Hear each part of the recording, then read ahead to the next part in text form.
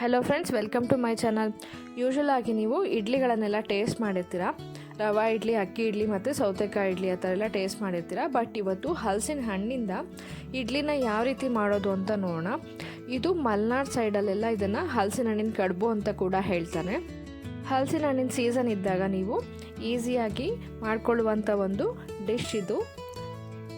ಇದನ್ನು ತುಪ್ಪದ ಜೊತೆ ಸರ್ವ್ ಮಾಡ್ಬೋದು ಅಥವಾ ಹಾಗೆ ಕೂಡ ನೀವು ತಿನ್ಬೋದು. ತುಂಬಾ ಟೇಸ್ಟಿಯಾಗಿರುತ್ತೆ.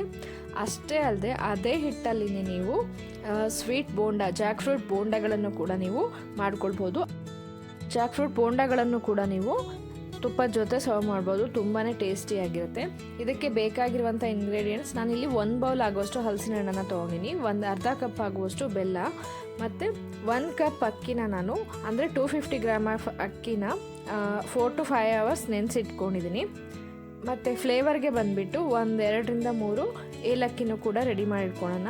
ನೀವು ಇಷ್ಟೇ ಕ್ವಾಂಟಿಟಿಯಲ್ಲಿ ಹಾಕಬೇಕು ಅಂತ ಹೇಳಿ ಏನಿಲ್ಲ. ಸ್ವೀಟ್ನೆಸ್ ಜಾಸ್ತಿ ಬೇಕು ಅಂತ ಹೇಳಿದ್ರೆ ಬೆಲ್ಲ ಇನ್ನೊಂದು ಸ್ವಲ್ಪ ಆ್ಯಡ್ ಮಾಡ್ಕೊಳ್ಬೋದು. ಹಣ್ಣನ್ನು ಕೂಡ ನೀವು ಇನ್ನೊಂದು ಸ್ವಲ್ಪ ಜಾಸ್ತಿ ಹಾಕ್ಕೊಳ್ಬೋದು. ಈಗ ಒಂದು ಮಿಕ್ಸಿ ಜಾರ್ನಲ್ಲಿ ನೆನೆಸಿಟ್ಕೊಂಡಿರುವಂಥ ಅಕ್ಕಿನ ಕೂಡ ಹಾಕೋಣ. ನಂತರ 1 ಬೌಲ್ ಆಗುವಷ್ಟು ಹಲಸಿನ ಹಣ್ಣು ಎತ್ತಿಟ್ಕೊಂಡಿದ್ದೆ, ಅದನ್ನು ಕೂಡ ಆ್ಯಡ್ ಮಾಡ್ತಾಯಿದ್ದೀನಿ. ನೀವು ಇನ್ನೂ ಜಾಸ್ತಿ ಅಂತ ಬೇಕು ಅಂತ ಹೇಳಿದ್ರೆ ಇನ್ನೂ ಸ್ವಲ್ಪ ಆ್ಯಡ್ ಮಾಡ್ಕೊಳ್ಬೋದು. ಈಗ ಫ್ಲೇವರ್ಗೆ 2ರಿಂದ 3 ಏಲಕ್ಕಿನೂ ಕೂಡ ನಾವು ಆ್ಯಡ್ ಮಾಡ್ಕೊಳ್ಳೋಣ. ನಂತರ ಅರ್ಧ ಬೌಲ್ ಆಗೋಷ್ಟು ಬೆಲ್ಲನ ನಾನು ರೆಡಿ ಮಾಡಿಟ್ಕೊಂಡಿದ್ದೆ, ಅದನ್ನು ಕೂಡ ಆ್ಯಡ್ ಮಾಡ್ತಾ ಇದ್ದೀನಿ. ಎಲ್ಲವನ್ನು ಹಾಕಿಬಿಟ್ಟು ಚೆನ್ನಾಗಿ ಬ್ಲೆಂಡ್ ಮಾಡಿಕೊಂಡು ಒಂದು ಮಿಕ್ಸಿಂಗ್ ಬೌಲ್ಗೆ ಶಿಫ್ಟ್ ಮಾಡ್ಕೊಳ್ಳೋಣ. ನೋಡಿ, ಈಗ ಬ್ಯಾಟರ್ ರೆಡಿಯಾಗಿದೆ. ನಾವು ಇದಕ್ಕೆ ಒಂದು ಸ್ಪೂನಷ್ಟು ಉಪ್ಪು ಮತ್ತು 1 ಸ್ಪೂನಷ್ಟು ಅಡುಗೆ ಸೋಡಾನ ಹಾಕಿ 2 hours ರೆಸ್ಟ್ ಮಾಡಿಬಿಟ್ಟು ಆಮೇಲೆ ಇಡ್ಲಿ ಪ್ಲೇಟ್ಗೆ ತುಪ್ಪನ ಗ್ರೀಸ್ ಮಾಡಿ, ಈ ರೀತಿ ಇಡ್ಲಿ ಎಲ್ಲ ಯಾವ ರೀತಿ ಹಾಕೊಳ್ತೀರಲ್ವ ಇಡ್ಲಿ ಹಿಟ್ಟನ್ನೆಲ್ಲ ಅದೇ ರೀತಿ ಹಾಕಿಬಿಟ್ಟು 15 minutes ಸ್ಟೀಮ್ ಮಾಡಿದ್ರೆ ಇಡ್ಲಿ ರೆಡಿ ಆಗುತ್ತೆ. ನೋಡಿ, ಈಗ ಹಲಸಿನ ಹಣ್ಣಿನ ಇಡ್ಲಿ ಕಂಪ್ಲೀಟಾಗಿ ರೆಡಿ ಆಗಿದೆ.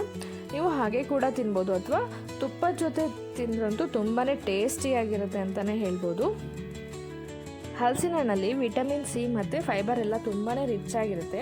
ಇದು ಹಾರ್ಟ್ ಹೆಲ್ತ್ ಮತ್ತು ಸ್ಕಿನ್ ಹೆಲ್ತಿಗೆಲ್ಲ ತುಂಬಾ ಒಳ್ಳೆಯದು.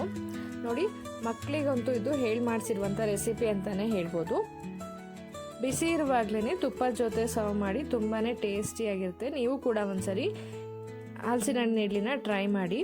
ಈಗ ಅದೇ ಹಿಟ್ಟನ್ನೇ ನಾವು ಡೀಪ್ ಫ್ರೈ ಮಾಡ್ಕೊಳ್ಳೋಣ. ಒಂದು ಬಾಣಲಿಲಿ ಎಣ್ಣೆನ ಹಾಕಿಬಿಟ್ಟು ಬೋಂಡಗಳನ್ನೆಲ್ಲ ಯಾವ ರೀತಿ ಮಾಡ್ಕೋತೀರೋ ಅದೇ ರೀತಿಯಲ್ಲೇ ಹಿಟ್ಟನ್ನು ಬಾಣಲಿಗೆ ಹಾಕಿಬಿಟ್ಟು 2 ಕಡೆನೂ ಚೆನ್ನಾಗಿ ಫ್ರೈ ಮಾಡ್ಕೊಳ್ಬೇಕು. ಗೋಲ್ಡನ್ ಬ್ರೌನ್ ಕಲರ್ ಬರಬೇಕು, ಅಲ್ಲಿವರೆಗೂ ಚೆನ್ನಾಗಿ ಡೀಪ್ ಫ್ರೈ ಮಾಡ್ಕೊಳ್ಳಿ. ನೋಡಿ, ಈಗ ಚೆನ್ನಾಗಿ ಕುಕ್ ಆಗ್ತಾ ಇದೆ, ಫ್ರೈ ಆಗಿದೆ. ಈಗ 2 ಸೈಡೂ ಕೂಡ ಗೋಲ್ಡನ್ ಬ್ರೌನ್ ಕಲರ್ ಬಂದಿದೆ. ಇಷ್ಟು ಕುಕ್ ಆದರೆ ಸಾಕಾಗುತ್ತೆ. ಈಗ ಹಲಸಿನ ಹಣ್ಣಿನ ಬೋಂಡ ಕೂಡ ರೆಡಿಯಾಗಿದೆ. ಇದನ್ನು ಕೂಡ ನೀವು ಬಿಸಿ ಇರುವಾಗಲೇ ತುಪ್ಪದ ಜೊತೆ ಸರ್ವ್ ಮಾಡಿದ್ರೆ ತುಂಬಾ ಟೇಸ್ಟಿಯಾಗಿರುತ್ತೆ. ನೀವು ಕೂಡ ಇದೇ ಮೆಥಡ್ನಲ್ಲಿ 2 ರೆಸಿಪಿಗಳನ್ನು ಒಮ್ಮೆ ಟ್ರೈ ಮಾಡಿ. ರೆಸಿಪಿ ಹೇಗೆ ಬಂತು ಅಂತ ಕಮೆಂಟ್ ಬಾಕ್ಸಲ್ಲಿ ಕಮೆಂಟ್ ಮಾಡಿ ತಿಳಿಸಿ. ರೆಸಿಪಿ ಇಷ್ಟ ಆದರೆ ಲೈಕ್ ಮತ್ತು ಶೇರ್ ಕೂಡ ಮಾಡಿ. ಯಾರ್ಯಾರೆಲ್ಲ ಇನ್ನೂ ಸಬ್ಸ್ಕ್ರೈಬ್ ಆಗದೆ ನೋಡ್ತಾ ಇದ್ದೀರೋ ದಯವಿಟ್ಟು ಸಬ್ಸ್ಕ್ರೈಬ್ ಮಾಡ್ಕೊಂಡು ನೋಡಿ. Thank you for watching.